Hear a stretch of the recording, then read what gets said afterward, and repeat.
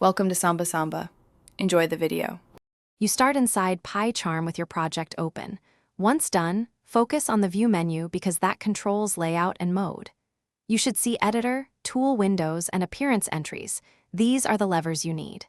Make sure your IDE is not in presentation or distraction-free mode right now, and then open View. This lets you begin switching modes immediately.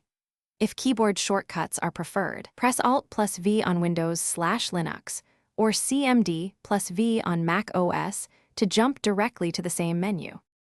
Now you change modes and tailor what you see. Open View right arrow appearance and pick distraction-free, Zen, or presentation mode depending on focus needs. You can also use View right arrow tool windows to open or hide project, terminal, and debug panels so the editor expands or contracts. Customize editor tabs via Window and Editor tab settings. This affects how many files appear. Once configured, save or memorize the layout. Make sure to adjust font size and line spacing under Settings if readability is an issue.